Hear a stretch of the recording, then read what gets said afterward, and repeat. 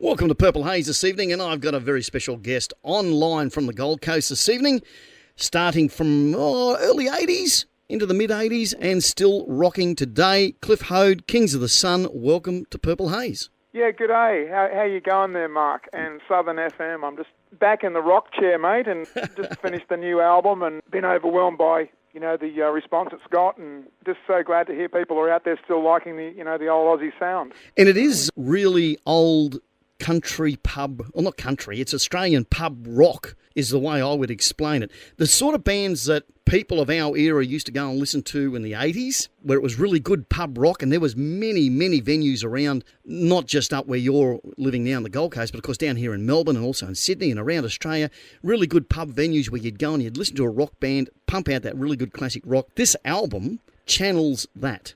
No, Mark, we did our time in all the pubs in Australia in that early 80s period, stretching from Warrnambool right up the north coast of Queensland and just back and forth. And in the early days with Bob Spencer from the Skyhawks and Angels, we used to go up and down in his little combi.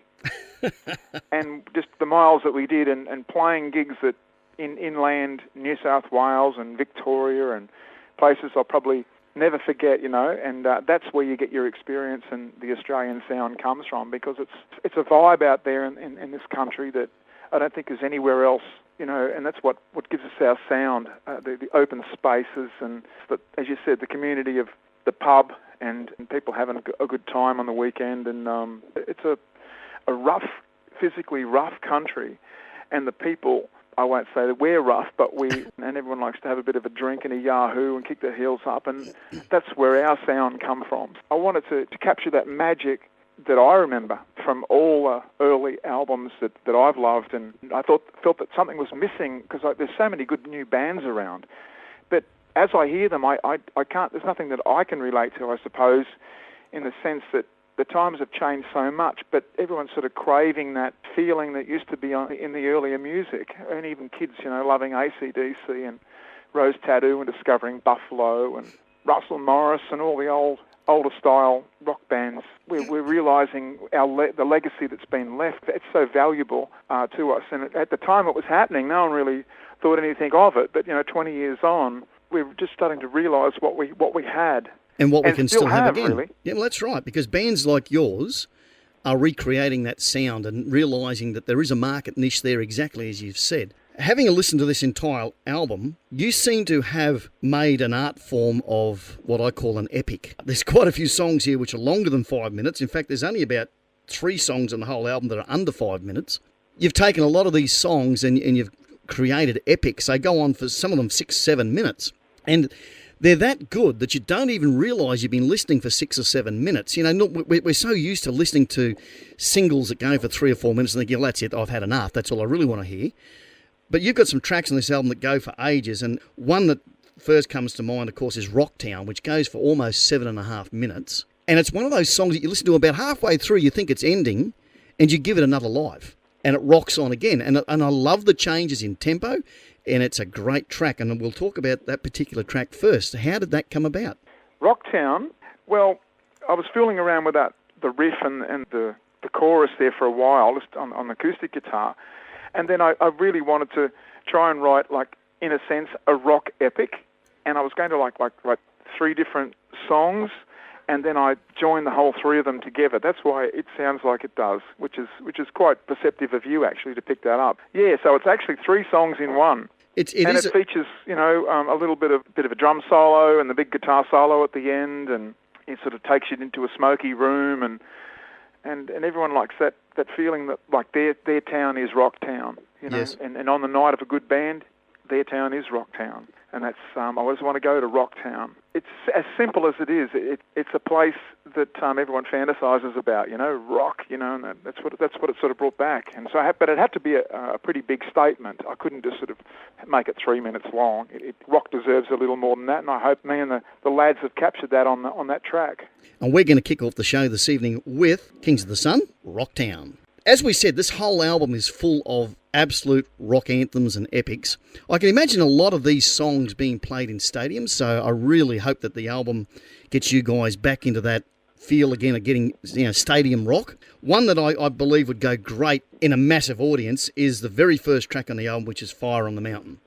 Yeah, it was actually hard to choose an open song for the album. And that Fire on the Mountain, we were coming back from down the coast here at Fingal. The bushfires were happening. There was like little pockets of smoke, and it just reminded me of two things. It reminded me of how horrifying it would be in the bushfires, but it also, when you ever saw smoke, it reminded me of like the Indians and even in South America, when you see smoke on a mountain, it's sort of something about it attracts you to want to go up there. Even when you go down through the Wollumbar down here and they're burning the cane, there's something about flame and fire that is horrifying, yet man still is attracted to it. If you listen to the words, it's about like the Spanish searching for gold and man going into the mountains to look for precious, whatever it is they want to find, And it's a mixture of that the bushfires out here and that imagery that I had as a kid. Because I love country music. I remember that old song, Water, incorporated that sort of middle vibe in it where we're searching for water and everyone's going out looking for gold, but in the end that's all they want. It's like Burke and Wills. In the end, you just realise just that the preciousness is something that's, you can't have. Yeah, but I love that song too, and that goes through, as you said before, like a journey, some changes. And I think that whole thing came from when we were in America. We always had the record company in our ear trying to get a single, and I think a lot of bands get this. And of course, if you're lucky enough to get on radio, things aren't really supposed to be over 3 minutes, especially, high commercial stations. So you've got this pressure on you to put, your best shot into 3 minutes, and that can really, really stifle you as a musician. So with this one, I didn't really worry about so much radio airplay. I just wanted to write, tunes that I wanted to hear. And they set the pace themselves, the songs, as far as the solos were concerned, how many times we went into bridges and choruses. It was all very, very strict rules as far as it, but the songs lasted as long as they had to. Actually, funnily enough, in Fire on the Mountain, I ended up cutting one of the last choruses out. The last verses out. It went back into another verse and was even longer than it was. And in the end, I went, let's just cut the third verse out. Now, it goes straight into the second track, which continues up the vibe of this good pub rock, which is Rockpile. Rockpile, don't end up on the rockpile. And it's that's my mantra. Because that's where I ended up. After we come back from the States, It seemed a little bit like a life story song to me, because I've actually seen the clip. You've got a promo clip up on YouTube and on your website as well, which I was just reminding myself of again this morning. And it did seem a little bit like you singing a bit of the life, that this was your life story. Well, Mark, it's my life story. It's a lot of people's life stories who had something to do with music. But it can be looked upon from anybody. The Rockpile is a place that everyone visits, whether you're a sportsman or an artist or whatever it is that you do. It's a place where things aren't going that great for you. It's the last place you want to be. There's a message in that song that basically says you don't end up there. You got to get back up and fight, and you got to come back because you don't want to spend your life down there. And funnily enough, when we made the little video, that was like I don't know if you've seen Cool Hand Luke with Paul Newman. Yes. They're on the chain gang, and I had a friend who looked like the chap in that movie, and I said, we've got to get into this. There's a quarry down at the back of Burleigh here, and just set up the scene, on the rock pile, and I got the axe and the pick, and that's what I imagine. When I hadn't been playing music for so long, I was so unhappy that I never really knew why. I knew it was because of the music, but I'd already been to the States and Europe and given it my best shot, and I thought, well, if it didn't happen for me then like I wished it had, why is it going to happen for me now? I had all those feelings while I was writing the record. There's always what's the point of anything, but you've got to go straight past that and not expect whatever can happen. Because it's these expectations that sort of stop you in your tracks. It's like people, they're scared to fall in love again or whatever it is. And that's what the Rockpile's about. Getting back up on the horse and having another go. You can't dig your way out. You got to come down from the hill and just sort of go to some other area and start again. Don't end up on the Rockpile. Here's Rockpile. And the third track is Switchblade Knife. Now, how'd you come up with that one?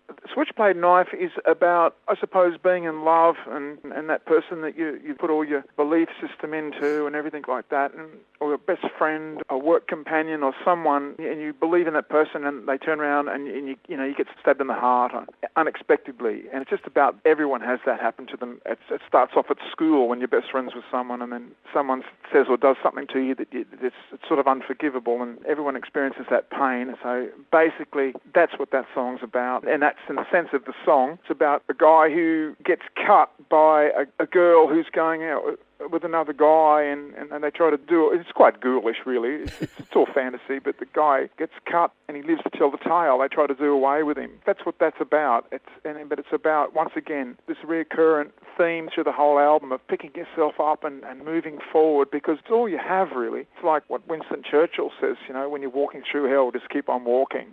Maybe we should rename the album, I think. Maybe something on the lines of Rock Even After You Think You're Dead.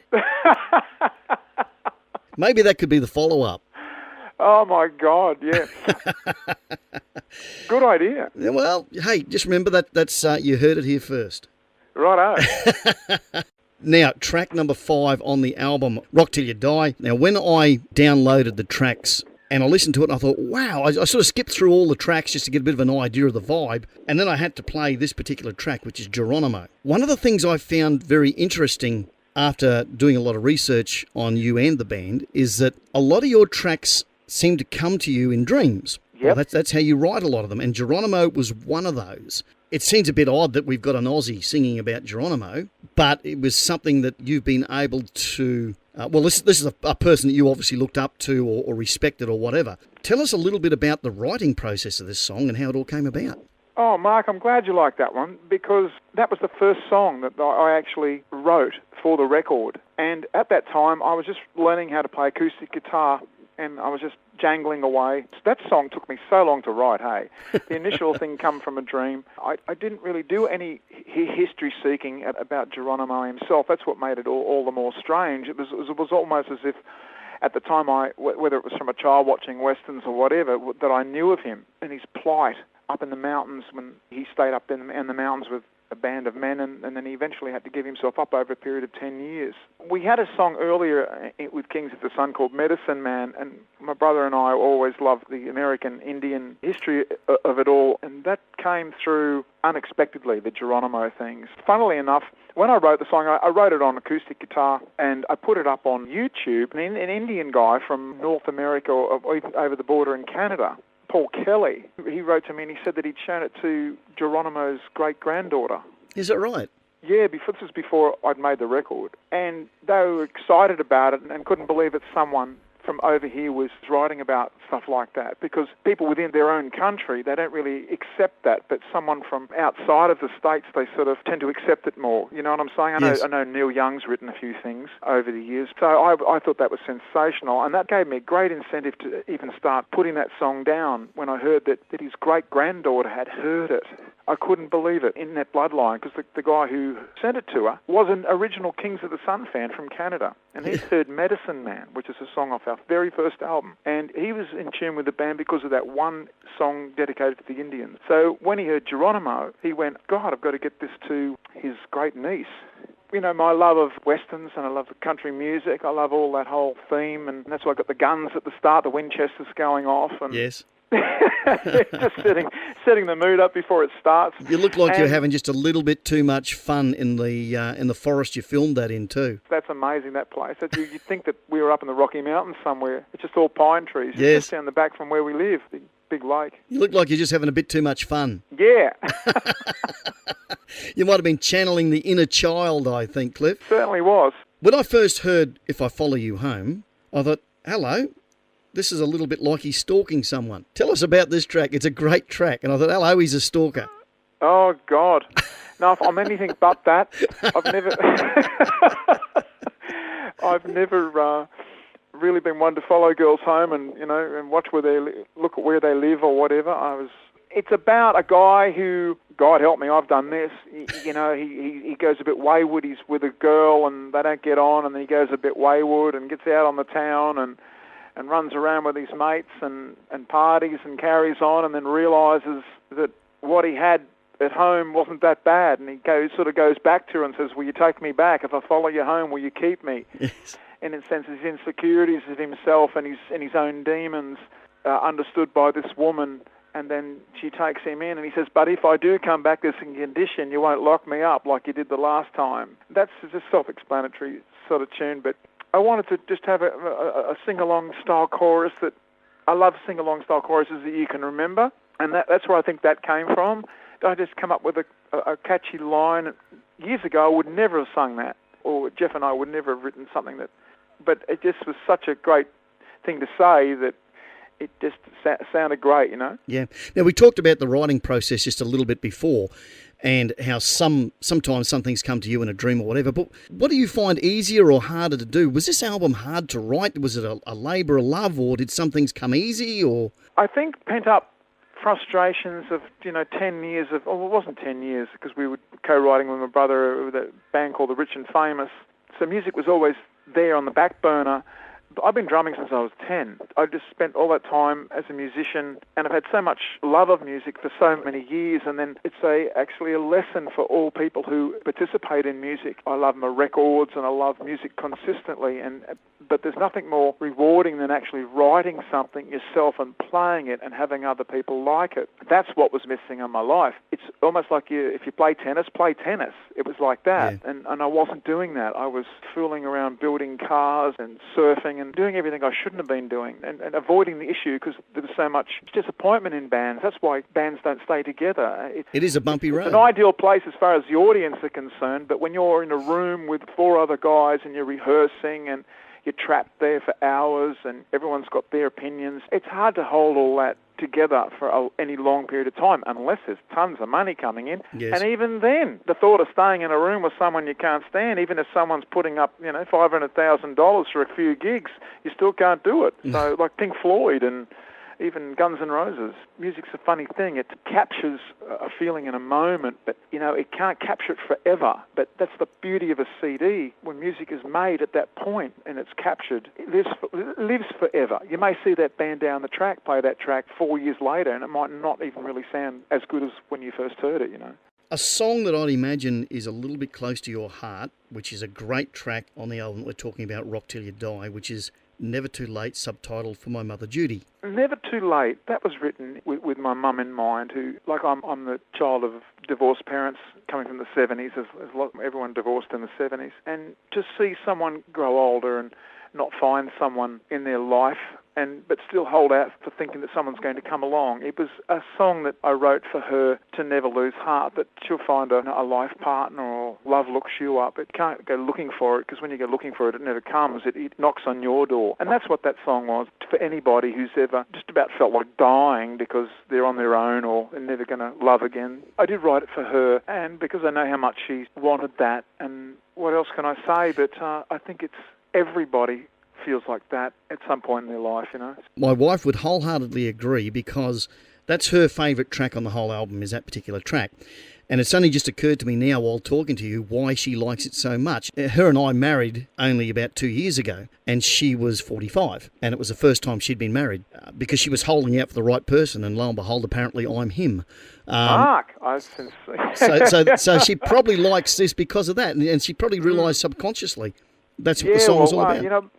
And it is for people who, the age doesn't matter. You may meet someone at 70. It doesn't really matter. That song is a universal song for finding that right person. And we're going to play it now, and this is for everybody who hasn't found love, but yes, you will find love in the future, and particularly I'm going to dedicate it to my beautiful wife, Jackie. Wonderful, mate. Now, the next track on the album is Tighten Your Grip. Do you want to tell us a little bit about how that track all came about? Tighten Your Grip is an acoustic song, as you know, and I wanted to put a serenade song at the end of the album, and especially an acoustic to capture the personal message of the song. I felt a little bit strange telling people what songs are about, because they always read into how they hear it, they may read into something a little bit different, so it's a little bit dangerous, I suppose, to give my rendition of what it is about, but it was a personal track for me, and I wrote it about myself, actually. I was inspired. One day I was out in the surf teaching my son Zen how to swim, and I was, out near a buoy, and he had to swim out with this other group of kids, and go around this buoy. The surf was quite big this day, and he had a lot of fear, as they all did, but I went out there and I waited for him, and he swam out. And he's 10, and basically I saw myself swimming towards me and go around the buoy, and he sort of put his hand out, and then at one point there he was on his own. He no longer needed any help or wanted any assistance, and he went round the buoy, and then he just swam off, and I just sort of saw myself swim away. It was the strangest sensation, because I was taught to swim by my grandfather at Nelson Park in Sydney when I was about the same age, and they had these buoys floating around, and you have to swim out to the buoy, and it was like this great big challenge to get out there. And the same thing, I remember swimming around the buoy, and so the history sort of repeated itself, and I came home and I thought about it, and I thought my life and my youth had slipped away on me, and I watched it in him swimming away from me, and all these other words come up inside, and there's nothing you can do about it, because time just comes up for everybody. It's a frightening thing, yet a beautiful thing at the same time. So I tried to incorporate that in the song Tighten Your Grip, which means no matter what you do, no matter how much control you think you got, no one can control time or the fact that you get older, and you look back at your childhood and it's gone, and there's such a certain sadness in it as well as happiness. So that song for me was spurred on by Zen, swimming out and basically reflecting myself back to myself, you know. It was really, really big moment, and that's why I come home and I wrote that song. Now, if people are wondering who Zen is actually seen in an awful lot of your little clips that you've got up on YouTube promoting this album. Zen is my son, and I put him in the promo clips that give him some exposure and get him used to being in front of people and being open. And we all wish that the children are going to be like yourselves. I wouldn't really wish anything on children in terms of having a musical career or whatever. They can do whatever they like to do, but I think it's good to make them see the merit of being open and, you know, outgoing. That's what I'd like to instill, and not be scared of a camera, because I think for tomorrow's world, it's just going to be such a big thing, social media, and I just want him to be confident in himself. And so that was like the first draft of him being introduced in a sort of a little acting role. But he loves it, yes. Looked like he was having an awful lot of fun, mate. We were in that pine forest, Geronimo. With Geronimo, yes. Yeah, with the gunfighting and that, yeah. Now, mate, we mentioned that Tighten Your Grip is an acoustic track. It's about the only acoustic track that's on the album. It sounds great. Who's on the guitar? The two guys that are in the band that did all the guitar playing on the album. The lead guitar player, his name's Quentin Elliott, and he's been a fantastic guitar player for a lot of years and never had the chance to show his worth on the album. And I got him in because I knew these songs were great, and for him and his playing, he's the guy that starts Rocktown and Rockpile, and he's like almost like a new Angus. He's just got a style about him that's so Australian and yet so refined and classy, and he is playing all the leads on the album. And Dave Talon is the second guitar player. He comes from Rollerball, which were like a band in the 2009, 2010, 2011, around about then, I think. And they were a great classic Aussie rock band. They broke up and he went to Switzerland. And so I conned him into coming out here because he had the right feel for the song and the sort of album I wanted to play, and he had an understanding of it. So as you said before, it's a matter of getting the right people to get the magic. You just can't just put anybody together and get it. It's like a really winning football team. You've got to know the right people and the positions that they play. And of course, the chap that recorded it all, Govinda Doyle, played the bass on the album and glued it all together, and he's a phenomenal bass player. And since then, we've got two chaps who have been helping us with the live work. We've got a new bass player who helps us play live, Darren Marlowe, and he's like a singer-songwriter, and he's got a great feel for the band and a lovely personality, and we all get on well. And the second drummer has been a mate of mine for a lot of years, Stefan von Berg. He comes from Melbourne, and he plays second drums and enables me to go out the front like Phil Collins and sing a few songs out the front. And when I feel people are getting sick of me, I go back behind the kit. So it's been working good up until now. They certainly have got a sound, you know. Oh, there's no doubt. And they have come up with that trademark sound for you guys. Probably a whole new trademark sound, but it's in a better direction. Oh, thank you, mate. Well, you know, you want to think as you're getting older, you're doing it right like a doctor, you know, you're getting better, not worse. Now, before I was talking to you, I was talking to someone else very, very special in your life. And I mentioned to you earlier that every one of us in our chosen fields generally has someone behind us who's pushing you all the way and saying the right things and helping you do the right things. And you've got one of those people behind you. And I was talking to the lovely Lisa Marie earlier. Oh, yeah. I only wish I'd met her earlier, because I've never had so much support and have someone understand. I think the words understand what makes you tick. And I don't know how people cannot see it in people that they're in love with, but this is the first time I've had it in my life, and it's come late for someone to believe in me like that and hone in on my strengths and to encourage me when I'd given up on myself. It's just a luck thing, to find someone like that to come along and sort of shake you down and say, well, I'm not going to dwell on the past and what happened then. Let's get on, and you've got so much more to give. And that goes with anybody who goes back to Never Too Late, the song that we discussed that's on the album. You think that your time's up, and then all of a sudden you meet someone and your life takes on a completely different meaning. You can flourish again. And I suppose women more than men hang out for that knight in shining armour to come into their lives, and everyone's been disappointed in love, and you just never know when it's going to happen. I've been so grateful that someone hasn't come into my life and tried to stop me from doing what I truly love and understand me enough or take an interest in me enough to realise that's what makes me tick. Yes. And to get the best out of someone, you've got to understand what makes them tick. And when I started playing my music again, I started coming back to life, and my sense of humour came back, my enthusiasm for things came back, and it wasn't just music, it was a whole lot of things. It was always a way of life for me, and she's been there like a rock. It sounds corny, but she's my rock and I'm her roll, I roll with it all. Anybody who finds that, no matter what age you're at, just savour it, because it doesn't happen a lot in life. It comes along once, twice, 3 times if you're lucky in a whole lifetime. That's that person. Lisa Marie, she's that person for me. It seems like all the blocks are falling in the right spot for you. So let's go to the track. This is Tighten Your Grip. Another great rocking song. We're going to go back into the middle of the album. Reach for the Bottle, Mescal 109. Now, oh yeah, I've done some research. What the hell is Mescal 109? It's obviously a drink. Funnily enough, it's a tequila. 109 proof tequila.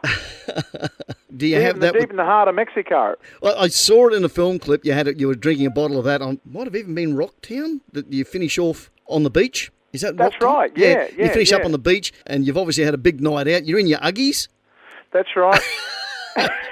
On the beach. Great look, by the way, mate. Great look with the Uggies. You've got this. I think it might be. I don't know whether it's a stubby cooler or what it actually is, but I remember seeing something Mexican written on it. I thought maybe it is a tequila, but there you go. You've sorted that out for me. How did that song come about? That song is, believe it or not, it's a pro-drinking song, even though it's about someone who doesn't want to give up the bottle, and there's plenty of them around, because it's too much fun. And, I know why people drink so much, because life is just it's the only way they can relax, life gets at people. And I'm sick and tired of everyone being down on drinking. So it was basically a song about get out there and have a drink and enjoy yourself, and to hell with it. It was that vibe. We right. all know the score.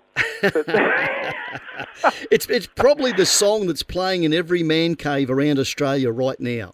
Yeah, that's right. Yeah, so it was, and I grew up in a pub out the back of Toowoomba there, in a place called Greenmount. I know Toowoomba well. That's where I'm from. That is an unbelievable place up there, the valley and everything.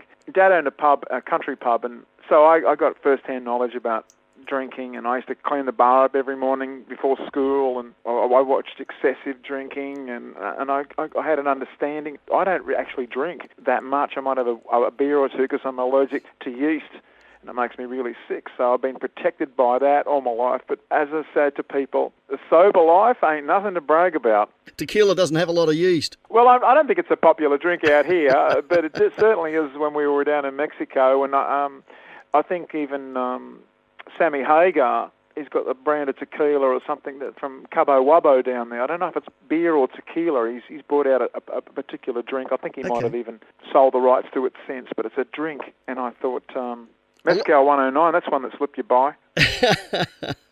And look, a lot of bands and a lot of people are actually doing that at the moment, putting their name to drinks and what have you, because I know Kiss brought out, what was Kiss Beer? I might even do it with that one. Well, that's what you should do. Maybe you should see whether you can actually get the name, the rights for it out here, and we'll call it Cliff Hoad's Mescal 109. We're going to reach for the bottle right now and have a listen to that song. Woo! Fantastic, Mark. Not quite the longest track on the album, because the one we talked about previously, Reach for the Bottle, is actually the longest track on the album, but not Is quite. it really? I didn't know that. 7 minutes 44 it comes in at. But the next longest, and it's only by 10 seconds, and it's a great track, Hearts Ablaze. Whoa. That is an epic of 7.5 minutes long. And again, I mentioned that when you're listening to this album, you don't quite realise you're listening to a lot of these songs for that long, because they keep you interested all the way along. But it might be because you've broken into a different beat, or you've slowed it down, or you've sped it up, or the songs have this whole life of their own, and that one certainly does. Tell us a little bit about Hearts Ablaze. Oh, that's a great compliment, Mark. I tried to get a trance-like feeling in performing them from the drumming up, where I was just in a zone. Once you lock into that zone, it's sort of like a magnet. It just pulls you along, pulls you through. And same with the vocals. And I think that's what people loved about Zeppelin. And they go into a zone and they pull the listener in. And that's what I wanted from that song. And that song was inspired by my grandmother, who died not so long ago, and she was 94. And she just had that Viking, never say die attitude towards life.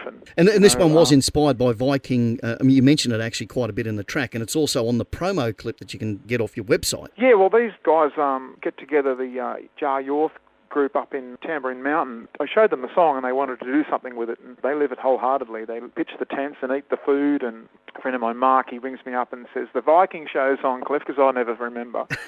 And I've been watching that, and I thought, oh, look, if I'd only known that there was going to be a Viking resurgence, we saw a vampire resurgence, but a Viking resurgence, I would have possibly tried to send that track to them at least, but I'm looking forward to playing it in Sweden. That's where all the Viking business happened over there. It might become a real epic over there. Well, let's hope, because I love the song and I love playing it, and it's got the big ending with the dual guitars. And when I was a kid, though, and I'm not even a kid, but even now when I put on an album, I never want it to end.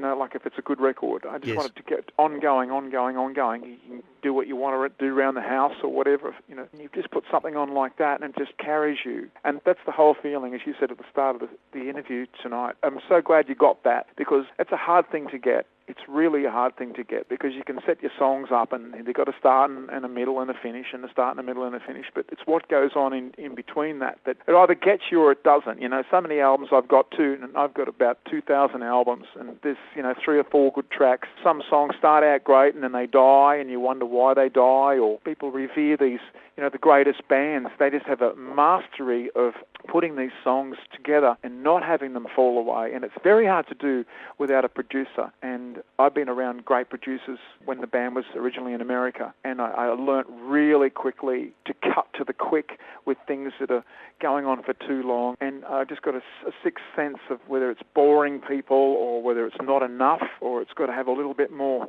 something. The luxury of a gold record usually sets the pace, to talk about, well, he knows what he's doing because he's gone triple platinum. But it's hard when you haven't done that to take the chance on going, no, it's got to be like this, especially when you don't have a great track record as far as sales are concerned, and whether, so that's the difficulty. You got to be critical, but you can't be too critical. I just think that's the magic of this record, is I just got all the components at the right time. And another thing about the record was, even though the songs are so long, the recording only took 2 weeks.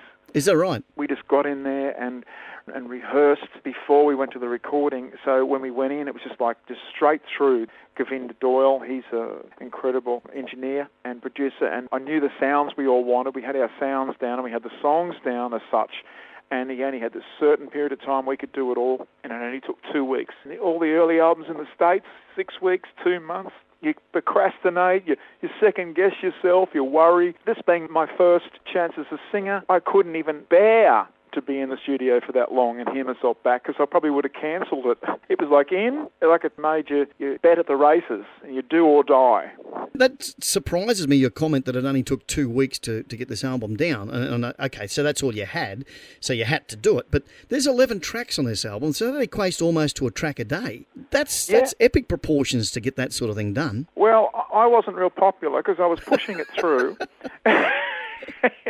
I wasn't worrying about egos at this point, including my own. So I said to Govinda, who helped us with the album, I said, you've got to be really, really, and he's the loveliest guy. He doesn't criticise. He just has got a way of saying to you, look, maybe I reckon we can just do this again, but he's just got the knack of bringing out the best in people. That is a hard thing to do, because we're all different. Like, I work on pressure. you know, but other people don't like Pressure. And so the other members of the band all work differently to me, so I'm seeing them in a role and I'm going, and then some people don't work well with Pressure, but when you give them Pressure, great things come out. Give them a bottle of Mescal. You know, I'm sure all those fantastic early recordings, no one had the time to sit back in the studio with their legs up for 2 or 3 months, you know, unless they'd already, you know, like maybe Pink Floyd but most bands just got in there and did it. And when you hear the stories about the Beatles in 4 days and the Stones, and I thought, look, let's just do it. It's only rock and roll. But all their songs are only 2 minutes long, Cliff. Yeah, that's right, yeah. Yours are 7. Yeah, well. You become the legend of the epic, I think. Move over Jim Steinman. Move over Jim Steinman. Here comes Cliff Hoad. Yeah, I've never been ashamed of epics. Never been ashamed of epic movies, and I like things that last, you know. Yeah, anyway, that's what's going on with my record. So which is got unusual. An hour and 5 to spare, you can put it on. The title track to the album, which we're going to finish talking about the album, Rock Till You Die. Yeah. That one must have just automatically popped up to you and said, this has to be the name of the album. Well, that's my favourite track. That and Geronimo, my 2 favourite tracks. They're both even. That was written under unbelievable circumstances down at Dreamtime Beach in Fingal. Acoustic guitar, sitting on the beach. Sunset, sunrise. And I don't know where that song come from within me. I don't really know. It's subconscious stuff. It's what I was saying to myself and other people, to love music, rock till you die. And the words themselves, I always wanted to write something that was just so profound, that wasn't actually corny. I always envied people who could just write really simple words. I was so surprised when I come up with that no one had ever actually sung it or even said it. I thought, oh no, I can't sing that. It's just too simple. And then when I started singing it, it all started to make sense with the relevance it had on my life as I'm middle-aged now. And I thought, well, I have to rock till I die. That's where that come from. There is no other way. No, that's right. There isn't. You can slip away or you can get out there and give it another go. And that's what I decided to do. And fantastically enough, my mum said to me, you should call this album Rock Till You Die. I was no way intending of calling it Rock Till You Die. And I'm so glad she suggested that, because it had to be that in the end of it. And that's where the idea to call it Rock Till You Die come from, my mum. Now, it's funny you should mention before, you were saying that, you know, sometimes the songs and the words are sometimes very simple. My wife and I actually picked up on this when we've been listening to this an awful lot the last couple of weeks. She believes, and we picked up on this only the other day, she picked up that all the words in certainly most of the songs, and I'd stop to say maybe all of the songs, they're not crowded with words. You know how you get some songs where the actual lines have got so many words in them that the singer is actually singing them quite fast to get them into the song. Your tunes don't appear to be like that, and a classic example is the opener, Fire on the Mountain, which we've already talked about. But the actual beat is a really good fast rock beat, but you're not singing it that fast, and it gives the song an incredibly great feel. And I think anybody who's listening to this album should keep that in the back of their mind and listen for that. It's not a bloke trying to spit out words at 100 miles an hour. It's basically, you've almost got half the length of a normal line and you're singing it to a full length. And it sounds fantastic because of that. So you can understand every word you're singing, and it just gives that great feel. It's not a rushed rock and roll song. That's such a great compliment to me, Mark, because it comes from 2 different places. I don't like a lot of fast words coming at me either when I'm listening to stuff. You know, certain things can. I respect that. But when I first went into this album, I wasn't that confident in my voice, so I suppose I wasn't really wanting to jam myself down people's throats. And the second thing was that before all this lead vocal, I played the tenor saxophone for a long time, for a good 10 years, which isn't on the record. There's no sax on the record, but what in playing the saxophone gave me as a vocalist was the ability to drift over the music slowly, because the way the saxophone's played, it doesn't hammer at you, it just floats and drifts. And that's what I think come out from just the years of doing that. And it affected the way I sang or the way I approached the singing. I don't like not being able to hear words. I don't like vocals that are buried in the mix. I like things that are up and open and out front, because the songs are a vehicle for the message. I think all those elements give me that strangeness that you're hearing. We're going to close out the chat about the album with that title track, Rock Till You Die. The album is a great album. Have a good listen to it. Crank it up to 11 on the stereos, guys, because this is a great rock album. So, Cliff Hoad, thanks for the music. May there be an awful lot more. Thanks so much, Mark, and giving me the opportunity to talk about the new album. And I hope I'm just holding the torch and carrying it through, because I've still got a lot of life in me yet. And I hope the message that people get is to just keep on keeping on and rock till you die. That's it. Absolutely. That's the message. And come and see us when we get to your town. Most certainly. Mate, thank you very much for the music, and more power to you and the guys in the band, and we look forward to hearing more from you. It's been a pleasure, Mark. Thanks so much, mate. Good on you, mate. Thank you. Bye.